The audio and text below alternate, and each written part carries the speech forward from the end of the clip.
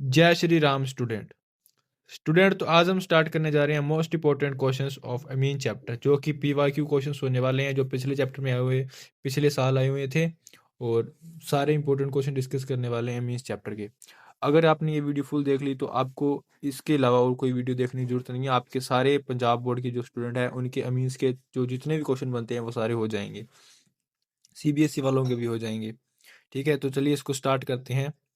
तो इसमें पहला ही क्वेश्चन पूछा गया है मुझसे, व्हाट इज हिजनबर्ग रिएजेंट। तो हिजनबर्ग रिएजेंट क्या होता है, और ये जो मोस्ट रिपीटेटिव क्वेश्चन होता है, what is Hinsberg reagent, how it use to distinguish between 1 to 3 degree amines. तो चलिए इसको स्टार्ट करते हैं। तो Hinsberg reagent, benzene sulphonyl chloride. Benzene sulphonyl chloride मतलब C6H5SO2Cl, SO2Cl, C6H5SO2Cl, इसको बोलते हैं बेंजीन सल्फोनिल क्लोराइड। इसी का नाम है हिजनबर्ग रिएजेंट। ये कुछ इस तरह से स्ट्रक्चर के अंदर होगा हमारे पास, S डबल बॉन्ड O इधर आ गया Cl। ठीक है, तो ये हमारे पास होता है बेंजीन सल्फोनिल क्लोराइड होता है। इसी को बोलते हैं हम हिजनबर्ग रिएजेंट, बिगनट रिएजेंट। अब ये यूज कैसे करते हैं 1 to 3 डिग्री को डिस्टिंग्विश करने के लिए, वो मैं आपको बताता हूँ। जैसे मान लो मेरे पास ये 1 डिग्री अमीन है RNH2, ये 1 डिग्री मीन है। इसकी रिएक्शन अगर मैं करा देता हूँ तो हमारे पास जो बेंजीन सल्फोनिल क्लोराइड के साथ है, तो सिंपल यहाँ से ये रिएक्शन होती है। ये डबल बॉन्ड में O है, ये Cl है, इधर से Cl और इधर से एक H निकल जाएगा। ठीक है, तो ये सिंपल रिएक्शन कुछ इस तरह से फॉर्म हो जाती है। ये कंपाउंड हो गया, इधर S double bond O double bond O, इधर N लग गया और इसके साथ एक H अटैच है और इसके साथ क्या R अटैच है। तो ये मेरे पास कंपाउंड बन जाता है। ठीक है, ठीक है। अब जो ये कंपाउंड बनता है, ध्यान से देखना, इसके पास एक H प्रेजेंट है। तो दैट मीन्स जो ये कंपाउंड इसके साथ H प्रेजेंट है, तो इस H के कारण ये कोई भी एल्कली, जैसे मान लो KOH है, ये KOH के साथ रिएक्ट कर सकता है। मतलब ये क्या है, सोल्यूबल इन एल्कली है। तो ये एल्कली के अंदर सोल्यूबल है, किसके कारण, इस H के कारण।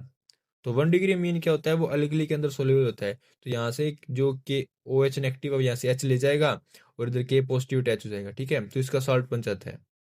तो दैट मीन्स 1 डिग्री अमीन है। अगर उसकी रिएक्शन हम करा देते हैं बेंजीन सल्फोनिक क्लोराइड के साथ, जो एक कंपाउंड बनेगा हमारे पास, इनका यहाँ से -HCl हो जाता है। फिर जो कंपाउंड बनता है, अगर वो सोल्यूबल है एल्कली के अंदर, दैट मीन्स वो 1 डिग्री मीन है। सिमिलर बात करता हूँ मैं इसके अंदर।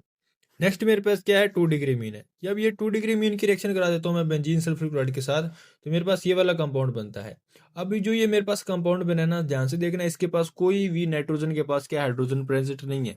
अगर हाइड्रोजन प्रेजेंट नहीं है तो ये एल्कली के साथ रिएक्ट नहीं करेगा, क्योंकि एल्कली तभी रिएक्ट करता है क्योंकि वो बेस होता है। बेस क्या चाहिए, H पॉजिटिव आयन। तो इसमें तो हमारे पास H पॉजिटिव आयन निकल रहे थे, पर इसमें नहीं निकल रहे। ठीक है, इसलिए यहाँ पे ये एल्कली के साथ सोल्यूबल नहीं होगा। दैट मीन्स 2 डिग्री मीन है, वो एल्कली के अंदर सोल्यूबल नहीं है। तो 1 डिग्री सोल्यूबल था, 2 डिग्री सोल्यूबल नहीं है। अब अगर बात करते हैं 3 डिग्री की, अब इसमें भी आपको याद रखना है, यहाँ से एक HCl निकला है, क्योंकि H था तभी ये रिएक्शन हुई है। इस H की वजह से ये यहाँ पे -HCl होता है। ठीक है, ये भी नोट कर लेना, -HCl हो जाता है ओनली इस H की वजह से।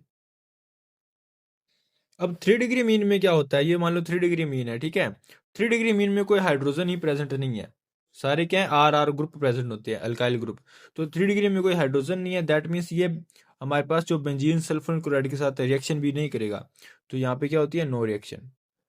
इस तरीके से हम 1 to 3 डिग्री मीन को डिस्टिंग्विश कर सकते हैं। अब मैं आपको बता देता हूँ दोबारा, 1 डिग्री से क्या बनता है, सोल्यूबल इन अल्कली प्रोडक्ट बनता है। 2 डिग्री से इनसोल्यूबल इन अल्कली प्रोडक्ट मिलता है, और 3 डिग्री से रिएक्शन नहीं होती। इस तरह से इन तीनों की हेल्प से आप 1 to 3 डिग्री मीन को डिस्टिंग्विश कर सकते हैं। फिर मेरे पास नेक्स्ट क्वेश्चन है, explain the basic strength of order of amines in different factors. मतलब हमें बेसिक स्ट्रेंथ एक्सप्लेन करनी है किसकी, अमीन्स की, इन डिफरेंट फैक्टर्स के ऊपर। जैसे मैं बात करता हूँ, जैसे मान लो मेरे पास मैं पे लिखता हूँ, जैसे मान लो ये 1 डिग्री मीन है। ठीक है, ये मेरे पास क्या है, 2 डिग्री मीन है, और ये मेरे पास क्या है, 3 डिग्री मीन है। ठीक है, 1 डिग्री, 2 डिग्री, 3 डिग्री। अब 1 to 3 डिग्री में आप ध्यान से देखना, मैं पहले बात करता हूँ इंडक्टिव फैक्ट के ऊपर। किसके ऊपर, इंडक्टिव इफेक्ट की बात करते हैं। तो इंडक्टिव इफेक्ट में जैसे मान लो ये एक प्लस आई है, इसके अंदर दो प्लस आई है, इसके अंदर तीन प्लस आई होंगे। अब जितने ज्यादा प्लस आई ग्रुप होते हैं ना, जो प्लस आई ग्रुप है डायरेक्टली प्रोपोर्शनल है हमारे साथ किसके, बेसिक स्ट्रेंथ के। तो बेसिक स्ट्रेंथ के डायरेक्टली प्रोपोर्शनल है कौन सा, प्लस आई। मतलब जितने ज्यादा प्लस आई ग्रुप होंगे उतना इजीली जो नाइट्रोजन है अपने इलेक्ट्रॉन, जो लोन पेयर होते हैं नाइट्रोजन के पास, ठीक है, वो इजीली डोनेट कर सकता है। दैट मीन्स यहाँ पे हमारे पास ऑर्डर होने वाला है 3 to 1। तो 3 डिग्री सबसे ज्यादा, फिर 2 डिग्री, फिर 1 डिग्री। तो 3 डिग्री मीन सबसे ज्यादा बेसिक होता है, ठीक है। In order to the inductive effect की बात करते हैं। सिमिलर अगर हम इसी के अंदर बात करें सॉल्वेंट के अंदर, तो अगर सॉल्वेंट का इफेक्ट देखें तो सॉल्वेंट के अंदर ये जो ऑर्डर है वो जस्ट उल्ट हो जाता है due to hydrogen bonding. Solvent से वाटर की बात करते हैं, इसके अंदर due to H bonding. H bonding की वजह से ये सारा जो ऑर्डर है वो रिवर्स होता है, ये ऑर्डर बन जाता है, ठीक है। तो सॉल्वेंट के अंदर ये वाला ऑर्डर होता है ड्यू टू स्टीरिक फैक्टर्स। तो ये वाला ऑर्डर आपने लिख के आना है सॉल्वेंट के अंदर। इंडक्टिव फैक्टर में क्या था, 3 to 1। सॉल्वेंट के अंदर 1 to 3 हो गया ड्यू टू हाइड्रोजन बॉन्डिंग। अब अगर इन दोनों को कंबाइन कर दें, अगर दोनों इफेक्ट को कंबाइन कर दें तो ऑर्डर क्या बनता है हमारे पास, ये ना अलग अलग होता है। अगर मान लो आर ग्रुप आपके पास इथाइल है तो ऑर्डर होगा आपके पास 2 3 1, ठीक है, ये आपने याद रखना है 2 3 1।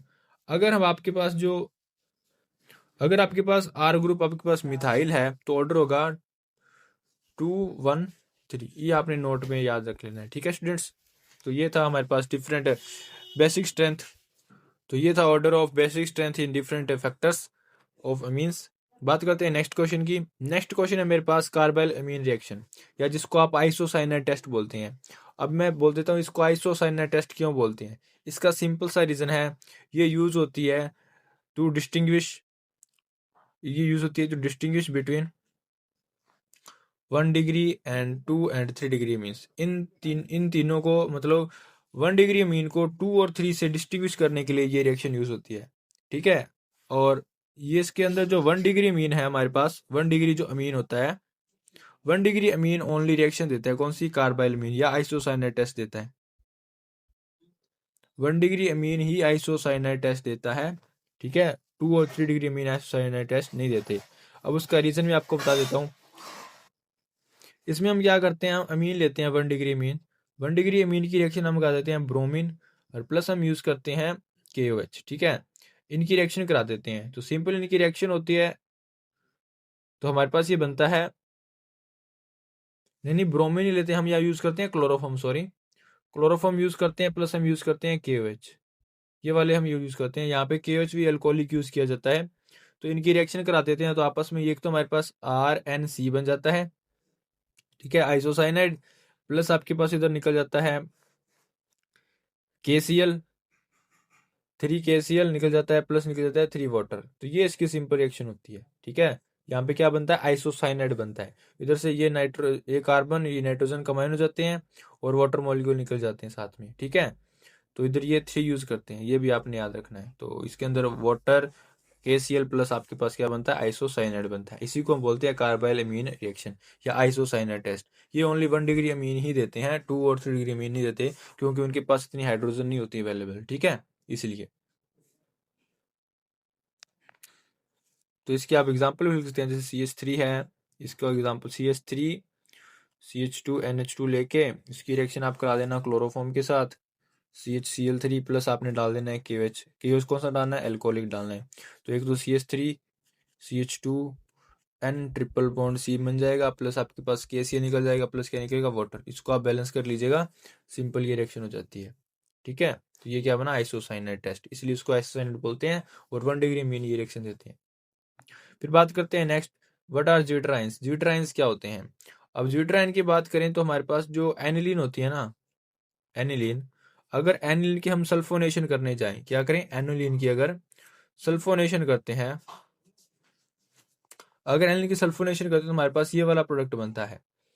ध्यान से देखना ना, ये वाला, ठीक है, NH2, यहाँ पे क्या लिखा SO3H, एक ऑर्थो पर एक पैरा पर। मैं पैरा पर लगवा लेता हूँ, ठीक है, एक बार पैरा पर लगा लिया मैंने। तो ये वाला प्रोडक्ट बनता है। इसमें क्या होता है, आप ध्यान से देखना, जो अमीन है ना, अमीन, जो मेरे पास ये अमीन प्रेजेंट है, ये क्या है, बेसिक नेचर का है, ये बेसिक है। और ये सल्फोनिक ग्रुप, ये क्या है, एसिडिक। अगर एक कंपाउंड में ऐसी एक बेसिक ग्रुप भी है, एक एसिडिक ग्रुप भी है, वो आपस में रिएक्ट कर सकते हैं। तो इधर से क्या होगा, ये H पॉजिटिव लूज करेगा और ये क्या करेगा, इलेक्ट्रॉन गेन।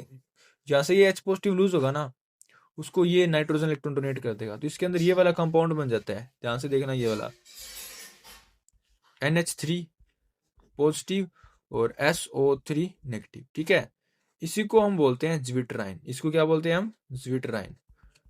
ठीक है, पेपर में लिखा जाता है व्हाट आर ज्विटराइन स्ट्रक्चर्स या व्हाट आर ज्विटर आयंस। तो जो हमारे पास सल्फोनेशन करते हैं एनिलीन की, जिसके कारण हमारे पास क्या है, वो ये मतलब रीअरेंजमेंट होती है इन दोनों के बीच में। ठीक है, पैरा भी हो सकता है, ऑर्थो भी हो सकता है। तो उनमें रीअरेंजमेंट होके वो आपके पास क्या है, एक सॉल्ट की फॉर्म में बन जाते हैं, जिसमें SO3 नेगेटिव होता है और NH3 पॉजिटिव होता है। इसी को बोलते हैं हम ज्विटर आयन स्ट्रक्चर। फिर मेरे पास नेक्स्ट रिएक्शन है हॉफमैन ब्रोमामाइड डिग्रेडेशन। तो ये भी मोस्ट इंपोर्टेंट रिएक्शन है जो पेपर में आ जाती है बहुत बार। इसके अंदर हम यह लेते हैं, हम अमाइड लेते हैं। तो अमाइड की रिएक्शन हम आ जाते हैं ब्रोमीन प्लस केवेच के साथ। ठीक है, ब्रोमीन प्लस केवेच के साथ करा देते हैं। तो इसके अंदर सिंपली हमारे पास क्या है, यहाँ से जो CO ग्रुप है ये रिमूव हो जाता है। तो RNH2 आपने क्या करना है, जो ब्रोमामाइड है ना, जिसे अमाइड है, उसका ये वाला ग्रुप और ये R ग्रुप, इनको जोड़ देना है, इनका अमीन बना देना है सिंपल। प्लस इसके अंदर क्या निकलेगा, 2KBr प्लस K2CO3 प्लस क्या निकल जाएगा, 2 मोल्स ऑफ वाटर निकल जाएंगे। ये रिएक्शन होती है हमारे पास हॉफमैन ब्रोमामाइड डिग्रेडेशन। अब इसके अंदर इंपॉर्टेंट नोट करने वाली बात क्या है कि ये बार आ जाता है MCQ के अंदर। इसके अंदर आप जितने कार्बन की चेन लेके चल रहे हो ना, जैसे मान लो इधर हमारे पास क्या है, 2 कार्बन है या 4 कार्बन है, तो उससे कम कार्बन वाला आपके पास अमीन बनने वाला है। ठीक है, तो मैं इसकी एग्जांपल भी लिख देता हूँ आपको। एग्जांपल जैसे मान लो मेरे पास CH3 C double bond O NH2 है। ठीक है, अब इसकी रिएक्शन आप Br2 प्लस कराएंगे KOH के साथ, बैलेंस के लिए इधर 4 आ जाएगा। ठीक है, अब इसकी रिएक्शन कराता हूँ, तो मेरे पास ध्यान से देखना, ये वाला ग्रुप CH3 NH2 को कंबाइन कर देना है और प्लस आपने क्या निकाल देना है, 2 KBr। तो 2 आपने KBr निकाल दिए, प्लस निकलेगा K2CO3 प्लस आपने निकाल देना 2 मोल्स ऑफ वाटर। तो ये इसकी सिंपल बैलेंस रिएक्शन हो गई है। ठीक है, अब याद रखना, जितने कार्बन आपने 2 कार्बन की आप चेन लेके चले थे, आपको 1 कार्बन वाला अमीन मिलेगा, मतलब एक कार्बन कम हो जाएगा पेरेंट चेन में से। ये आपने याद रखना है इसके अंदर। ठीक है, फिर आपके पास नेक्स्ट रिएक्शन है डाईएजोटाइजेशन रिएक्शन। तो डाईएजोटाइजेशन क्या है, ये फॉर्मेशन ऑफ डाइजोनियम सॉल्ट है। इसके अंदर हम क्या करते हैं, हम एनिलीन लेते हैं। ठीक है, एनिलीन की रिएक्शन हम करा देते हैं NaNO2 प्लस HCl के साथ। ये मिक्सचर हमें प्रोवाइड करा देता है HONO। ठीक है, नाइट्रस एसिड। अब रिएक्शन होती है 0 to 5 डिग्री सेल्सियस टेम्परेचर पर। ठीक है, तो सिंपल इसके अंदर जो हमारे पास ये NH2 ग्रुप है वो कुछ इस तरह कन्वर्ट हो जाता है N2 पॉजिटिव Cl नेगेटिव। ठीक है, अब इसके अंदर क्या बना, डाइजोनियम सॉल्ट बन गया। इसी रिएक्शन को हम बोलते हैं डाईएजोटाइजेशन रिएक्शन, जिसके अंदर क्या बनता हो, डाइजोनियम सॉल्ट बनता हो। एनिलीन से क्या बना दिया हमने, डाइजोनियम सॉल्ट बना दिया। इस रिएक्शन को बोलते हैं डाइजोनियम वो डाईएजोटाइजेशन रिएक्शन। फिर हमारे पास नेक्स्ट है कपलिंग रिएक्शन। तो कपलिंग रिएक्शन क्या होती है, जैसे कपलिंग रिएक्शन अलग अलग होती है, इसके अंदर हम यूज करेंगे डाइजोनियम सॉल्ट। तो हम क्या करते हैं, डाइजोनियम सॉल्ट होता है उसकी रिएक्शन करा देते हैं, या तो हम फिनोल से करा देते हैं। जैसे मान लो फिनोल से करवाता हूँ, तो फिनोल से ये वाली रिएक्शन होती है, इधर से स्केच निकल जाता है। ठीक है, इसको थोड़े बहुत टेम्परेचर से पीएच रखते हैं हम, बेसिक पीएच में होती है रिएक्शन, कौन से, बेसिक पीएच में, टेम्परेचर 0 to 5 डिग्री सेल्सियस। तो इसके अंदर जो हमारे पास ये वाला कंपाउंड बन जाता है N डबल बॉन्ड N, इसके साथ यहाँ से एक H और यहाँ से Cl निकल जाता है। तो ये अलग अलग कपलिंग रिएक्शन होती है, तो अलग अलग कंपाउंड के साथ, नेप्थलीन के साथ भी हो सकती है, मिथाइल ऑरेंज के साथ, अलग अलग कंपाउंड के साथ भी हो सकती है, थैलिक एसिड के साथ भी हो सकती है। तो यहाँ से एक H निकाल देना है आपने, इधर से Cl, इसी को बोलते हैं हम कपलिंग रिएक्शन, जिसमें क्या हो, 2 बेंजीन आपस में कंबाइन कर जाए। ठीक है, बाय द एजो ग्रुप। ये कौन सा है, एजो ग्रुप से कंबाइन करते हैं, तो इस रिएक्शन को बोलते हैं कपलिंग रिएक्शन। फिर मेरे पास नेक्स्ट रिएक्शन है why do not give Friedel Crafts reactions. जो एनिलीन है वो फ्रिडल क्राफ्ट रिएक्शन क्यों नहीं देती, इसका सिंपल सा रीजन है, क्योंकि आपके पास जो एनिलीन है ना, वो एक बेस है, और प्लस फ्रिडल क्राफ्ट रिएक्शन में हम यूज करते हैं एनहाइड्रस AlCl3। अब जो AlCl3 ये क्या है, एक लुईस एसिड है, ये हमारे पास एसिड और ये बेस।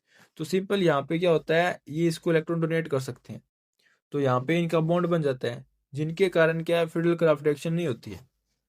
ठीक है, क्योंकि अगर ये इलेक्ट्रॉन इधर डोनेट हो जाएंगे, इसके साथ कंबाइन कर जाएंगे, तो जो बेंजीन है उसकी रिएक्टिविटी कम हो जाएगी, दैट मीन्स वो मेटल अट्रैक्टिव हो जाएंगे। इसलिए ये रिएक्शन होती ही नहीं है, क्योंकि अगर लुईस एसिड ही पार्ट कर गया रिएक्शन के अंदर जो कैटालिस्ट है, तो वो हमारे पास जो इलेक्ट्रोफाइल है, जैसे मिथाइल के जैसे CH3 पॉजिटिव इलेक्ट्रोफाइल हो गया और CO पॉजिटिव इलेक्ट्रोफाइल हो गया, तो इसकी जनरेशन ही नहीं हो सकती। ठीक है, अगर इसकी जनरेशन ही नहीं होगी तो हमारे पास फ्रीडल क्राफ्ट रिएक्शन नहीं होगी, इसलिए एनिलीन फ्रीडल क्राफ्ट रिएक्शन नहीं देते। फिर हमारे पास नेक्स्ट क्वेश्चन है, why alkyl amines are more basic than aniline. तो जो अल्काइल अमीन है वो मोर बेसिक होते हैं एनिलीन से, इसका रीजन आपने बताना है। जो अल्काइल अमीन का जो फार्मूला है आपके पास वो होता है CH3, जैसे मान लो CH2 मैं जनरली ये कंसिडर करता हूँ NH2, और एक पास एनिलीन है, ये आपके पास क्या है एनिलीन। तो अब ध्यान रखना जो एनिलीन होता है ना, एनिलीन के अंदर हमारे पास जो इसके पाई लोन पेयर ऑफ नाइट्रोजन के लोन पेयर जो अवेलेबल होते हैं डोनेशन के लिए, वो रेजोनेंस में चले जाते हैं, ठीक है, रिंग के साथ। तो इसमें क्या है, रेजोनेंस है। तो अभी रेजोनेंस होने के कारण जो इसके एनिलीन के जो लोन पेयर है वो इजीली डोनेट नहीं होंगे। सो लोन पेयर डोनेट नहीं होंगे, इजीली डोनेट नहीं होंगे। बट बात करते हैं इसके अंदर एल्काइल अमीन में, यहाँ पे क्या है, प्लस आई ग्रुप प्रेजेंट है। कौन सा है ये, प्लस आई। ये इसको इलेक्ट्रॉन डोनेट करेगा और ये आगे इजीली डोनेट कर देगा, तो इसके अंदर इजीली डोनेट हो जाएंगे किसके अंदर, अल्काइल अमीन्स के अंदर। बट एनिलीन में ऐसा नहीं होता है, क्योंकि ड्यू टू रेजोनेंस, तो रेजोनेंस के कारण वो इलेक्ट्रॉन डोनेट नहीं कर पाते, इसलिए क्या एनिलीन लेस बेसिक हो जाता है और अल्काइल अमीन सिंपल अमीन होते हैं वो मोर बेसिक होते हैं। फिर मेरे पास नेक्स्ट है गैब्रियल फिथैलामाइड रिएक्शन। तो इसके अंदर हम क्या करते हैं, हम पहले जो थैलामाइड लेते हैं, ठीक है, ये मेरे पास थैलामाइड है। ओहो मैंने ब्रिंग सही नहीं बनाई। ठीक है, तो पहले हम क्या लेते हैं, थैलामाइड लेते हैं। तो इसकी रिएक्शन पहले हम करवा देते हैं बेस के साथ, एल्कोहलिक बेस के साथ करा देते हैं। तो इधर से हमारे पास क्या वाटर निकल जाता है, इधर से OH और इधर से H निकल जाएगा। तो सिंपल पहले ये वाला कंपाउंड बनता है हमारे पास CO यहाँ पे N, और यहाँ पे क्या है, इसके साथ K पॉजिटिव अटैच होता है। इसके साथ क्या अटैच होता है, इसके साथ K पॉजिटिव अटैच होता है, क्योंकि ये नेगेटिव बनेगा ये पॉजिटिव बनेगा। अब जैसे ये वाला कंपाउंड बनता है, इसकी अगर हम फर्दर रिएक्शन करा देते हैं एल्काइल हैलाइड के साथ, जैसे मान लो CH2H5Br के साथ करवा देता हूँ, तो यहाँ पे हमारे पास -KBr हो जाएगा, क्योंकि यहाँ से K और यहाँ से Br निकल जाएगा और इसके साथ अटैच हो जाएगा। तो मेरे पास ये वाला कंपाउंड बन जाता है CO और इसके साथ क्या अटैच हो जाएगा,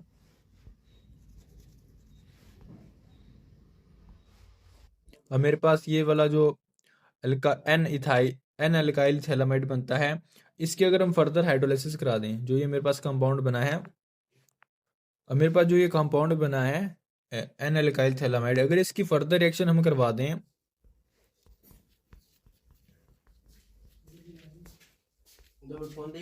तो इनमें जो हमारे पास एन एल्काइल थैलामाइड है C2H5, इसकी फर्दर अगर हम करा दें हाइड्रोलाइसिस, एसिडिक या बेसिक हाइड्रोलाइसिस कराते हैं, तो सिंपल ये पहले तो थैलिक एसिड में चेंज हो जाएगा। ठीक है, क्योंकि वाटर कराते हैं, जैसे मान लो वाटर कंडीशन कुछ इस तरह करना है, इसको H दे देना है, इसको OH दे देना है। ठीक है, इसको OH दे दिया और इसको H दे दिया, तो सिंपल ये हमारे पास ये वाला कंपाउंड होता है C2H5, और इसके साथ NH2 लग जाता है, तो इधर बन गया अल्काइल अमीन प्लस क्या बना, थैलामाइड, तो थैलिक एसिड। तो इस तरह से हम इसमें ये रिएक्शन होती है गैब्रियल थैलामाइड सिंथेसिस, या रिएक्शन, ये इंपॉर्टेंट है, पेपर में आ जाती है। स्टूडेंट, तो ये थे इंपॉर्टेंट क्वेश्चंस। अगर इनके अलावा आपके पास और भी क्वेश्चन है इस चैप्टर में, मुझे बता देना कमेंट में, वो भी मैं करवा दूंगा। Thanks, have a nice day.